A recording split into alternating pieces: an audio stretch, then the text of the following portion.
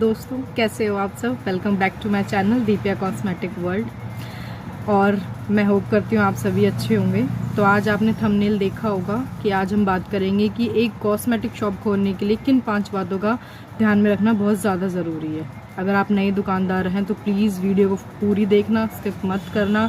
बहुत important point हैं जिसमें आप ये फील करेंगे कि हाँ, ये गलती होगी तो मेरी शॉप कहीं ना कहीं मतलब ग्रो नहीं कर पाए। कि हमें इन्वेस्टमेंट कितनी चाहिए, पैसा हमें कितना लगाना है। अगर आप एक गांव या छोटे से कोई एरिया के अंदर अपनी शॉप खोलना चाह रहे हैं और दुकान छोटी करना चाह रहे हैं तो 50,000 से लेकर 1 लाख तक आप अपनी शॉप में आराम से लगा सकते हैं। अगर हम बात करें कि आप मेन मार्केट के अंदर दुकान करना चाह रहे हैं तो उसके अंदर कम से कम 1 लाख से लेकर 2, 2.5, 3 लाख तक आपको इन्वेस्ट अपनी शॉप के अंदर करना पड़ेगा।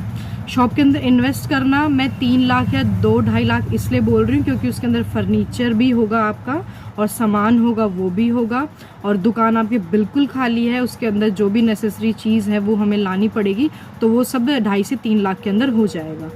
तो 3 लाख मैक्स टू मैक्स है। अगर आप एक शोरूम की तरह उसको खोलना चाहते हैं, ज़्यादा मॉडिफिकेशन करना चाहते हैं, तो वो आपके ऊपर डिपेंड करता है। अगर आप मेरी मान के चलें तो कम से कम आप 3 लाख तो ज़रूर लगाएं, और आप बिल्कुल नए हैं तो आप 1 से भी स्टार्ट कर सकते हैं कॉस्मेटिक का अपना। क्योंकि जो हमारे नए भाई नई बहनें हैं जिनको कभी भी कॉस्मेटिक का उन्होंने काम नहीं किया, इतना पैसा नहीं लगाया, तो उनके लिए यही बेटर होगा कि हम थोड़े से ही स्टार्ट करें। जैसे जैसे हमारी शॉप ग्रो होगी, जैसे जैसे सीज़न आएगा तो हम उस हिसाब से अपना अपना सामान उसके अंदर डाल सकेंगे। तो मेरे हिसाब से अगर कोई नया है, गाँव कस्बे में खोल रहा है, तो 50K से लेकर आप 1 लाख तक लगा सकते हैं। और आप मार्केट के अंदर कर रहे हैं, जैसे कि मेरी शॉप है ये मार्केट में है, मैंने 2 से 3 लाख रुपए इसके अंदर लगाया है। वो पहले की बात है, अब इसको 1.5 साल होने वाला है। सॉरी अगर आपको डिस्टर्बेंस हो रही है थोड़ी सी, तो क्योंकि मैं शॉप के अंदर अपनी वीडियो क्रिएट कर रही हूँ तो थोड़ा नॉइज़ होगा। जैसे कि हमने इन्वेस्ट तो कर दिया, अब हमें अपनी एक शॉप देखनी है। अगर आप घर में कर रहे हैं तो नो इशू, अगर आप एक शॉप कर रहे हैं और दुकान के अंदर अपना काम शुरू करने जा रहे हैं तो हमें कम से कम एक अच्छी लोकेशन हमें देखनी पड़ेगी कि जहां लेडीज़ों की आवाजाही ज़्यादा हो, जहां पे मार्केट का थोड़ा सा एरिया हो और दुकानें भी हों। वो ज़रूरी नहीं है कि किसी और की भी हों, कॉस्मेटिक की हों तो भी चलेगा, क्योंकि काम सबका चलता है। एक अच्छी लोकेशन देखना और ढूंढना बहुत ज़्यादा ज़रूरी है। थोड़ा सा मार्केट वाला एरिया हो कि आप शॉप करके बैठे तो आपकी शॉप चले। ऐसा एरिया ना हो जहाँ बिल्कुल ही आवाजाही ना हो किसी की भी।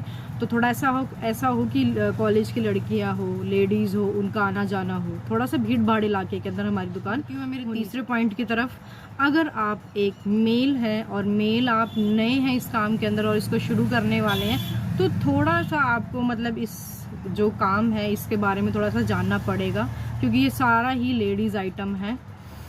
और लेडीज़ आइटम मैं क्या बताऊं कि जो भी आपके घर में आपकी बहन वाइफ और आपकी मदर है, उनको सारा चीज़ इसके बारे में पता होती है कि क्या वो सेल होता है। बाकी आप इसके बारे में आप इंटरेस्टेड है तो आप सर्च भी किया होगा कि कॉस्मेटिक शॉप के अंदर एक क्या क्या चीज़ें हमें इंक्लूड करनी चाहिए, क्या बिकता है, क्या रखना चाहिए, क्या नहीं रखना। तो आपको थोड़ा सा एक्सपीरियंस की ज़रूरत है। और जो फीमेल हैं वो तो वैसे भी इंटरेस्टेड होती हैं, उनको सारा पता है कि क्या मेकअप का, क्या ज्वेलरी, अंडरगारमेंट्स वगैरह, चूड़ियाँ वगैरह सब कुछ होती हैं। और ये एकमात्र ऐसा बिज़नेस है कि इसके अंदर हमें है ना एक्सपीरियंस की इतनी ज़्यादा नीड होती नहीं है। हमें कहीं ऐसा नहीं है कि काम सीखना पड़ेगा जाके, इससे नॉलेज गेन करनी पड़ेगी।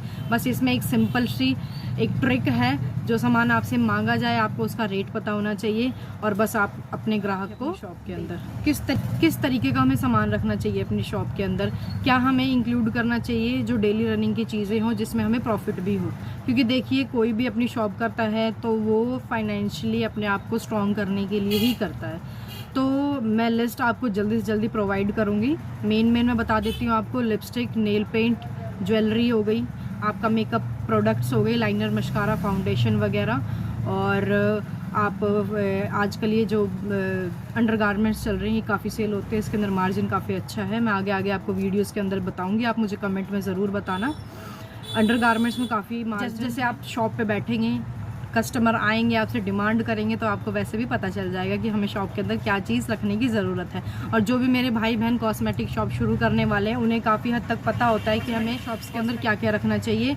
और आने वाले जल्द ही वीडियो के अंदर मैं आपको एक अच्छी सी लिस्ट ला के दी, जो मेरे बिगनर्स हैं, जो बिगनर्स भाई बहन हैं, उनको शॉप खोलने से पहले क्या क्या सामान की ज़रूरत होगी और आपको कहाँ से लेना चाहिए वो भी मैं आपको ज़रूर बताऊंगी। और क्या चीज़ हमें सप्लायर से लेनी चाहिए, क्या चीज़ सप्लायर से नहीं लेनी चाहिए, किस में मार्जिन है, किस में मार्जिन नहीं है, वो मैं सारी चीज़ आपको दूंगी, डिटेल उसकी पूरी की पूरी। अगर आप शॉप खुद की एक रेंट पे लेना चाहते हैं मार्केट के अंदर तो कोई इशू नहीं है, किराया थोड़ा सा लिमिटेड होना चाहिए। हमारे पास शॉप का जो किराया है वो थोड़ा सा नॉर्मल होना चाहिए, ज़्यादा हाई भी नहीं होना चाहिए, ज़्यादा लो भी नहीं। लो में तो आजकल मिलेगी नहीं क्योंकि महंगाई इतनी ज़्यादा है। कम से कम 5 से लेकर 10 हज़ार के बीच में आपकी शॉप का रेंट होगा, अगर आप मार्केट के अंदर शॉप ले रहे हैं तो। अगर आप कोई कॉलोनी के अंदर ले रहे हैं तो उसका रेट वगैरह थोड़ा कम हो सकता है, क्योंकि मेरी शॉप का जो रेंट है वो 10 हज़ार के करीब है, मुझे साल भर हो गया है। तो मेन मार्केट के अंदर तो रेंट पर्पस आपको थोड़ा सा घूमना पड़ेगा, देखना पड़ेगा कि कहाँ आप शॉप कर रहे हैं तो वहाँ का क्या रेट वगैरह है, क्योंकि सिक्योरिटी वो लोग रखवाते हैं 50 हज़ार। जैसे कि आप अपनी शॉप कभी इन फ्यूचर आप इसको चेंज कर रहे हो या खाली कर रहे हो तो 50 हज़ार आपको वो रिटर्न में कर देते हैं। तो आप किराया थोड़ा सा की मैं बात करूँ कि कब किस सीज़न के अंदर काम उठता है, तो जी जुलाई से लेकर हमारे फेब तक अच्छा काम रहता है शॉप्स के अंदर। मुझे साल से ऊपर हो गया है, काफ़ी अच्छा है। आप करिए, खोलिए, मैं आपको मोटिवेट करती हूँ, ज़रूर अच्छा काम चलेगा। जो मेरी बहनें हैं जो घर में बैठी हैं कुछ करना चाहती हैं, उन्हें बहुत ज़रूरी है ये चीज़ करना, क्योंकि इसके अंदर कोई ऐसी बड़ी चीज़ नहीं है जो हमें क्रैक करनी है कि हाँ ये बहुत हार्ड है मैं नहीं कर सकती हूँ, ऐसा कुछ भी नहीं है इसके अंदर। तो प्लीज़ आप आगे बढ़ें, शॉप खोलें, मैं आपको मोटिवेट आगे आगे करती रहूँगी, आपको बताती रहूँगी, आपको गाइड करती रहूँगी। तो आप शॉप के बारे में ज़रूर सोचें और रहूँगी, सामान के बारे में बताऊँगी कि आपको कहाँ से सामान लेना है, किस रेट में आपको मिलेगा, किस रेट में नहीं मिलेगा। और मेरा लास्ट पॉइंट यही रहेगा कि अगर हम एक शॉप ले रहे हैं उसके अंदर हमें, अगर हमने 2 लाख का सामान हमें भरना है तो पूरे ही 2 लाख का हमें सामान नहीं भरना है। उसके अंदर फर्नीचर भी आएगा आपका, उसके अंदर आपको अगर इलेक्ट्रिसिटी की फिटिंग वगैरह करवानी है वो भी होगा। मैं आपको डिटेल दूंगी, 20 से 30 के अंदर आपका फर्नीचर वगैरह इन सब का हो जाएगा। एग्जाम्पल मैं अपनी शॉप की तरफ से बता रही हूँ कि मेरा क्या लागत लगी है, मैंने कितना लगाया, मैं उसके एक पूरी फुल वीडियो बनाऊंगी उसके ऊपर। उसमें मैं आपको बताऊंगी कि मेरा क्या क्या शॉप में मैंने लगाया है, किस हिसाब से मैंने सामान रखा, किस हिसाब से मैं सामान वहाँ से लेके आई और किस तरीके से मैंने इसको मैनेज। मेरी शॉप है तो आप भी बहनें भाइयों आप शुरू कर सकते हो अपना काम। अगर आपको और डिटेल वीडियो चाहिए तो मुझे कमेंट में बताना, मैं और वीडियोस चाहिए और इसके बारे में डिटेल में चाहिए, सामान कहाँ से लेना, कहाँ से नहीं लेना, क्या ऐड करना, क्या ऐड नहीं करना, किस में मार्जिन है, किस में मार्जिन नहीं है, कहाँ हम घाटा खा सकते हैं, कहाँ हम घाटा हमें नहीं होगा। तो आप कमेंट में मुझे ज़रूर बताना। और वीडियो अच्छी लगी तो लाइक, शेयर एंड सब्सक्राइब ज़रूर कर देना। मैं आगे आगे ऐसे ही हेल्प वीडियोज़ आपके लिए बनाती रहूँगी। Thank you so much.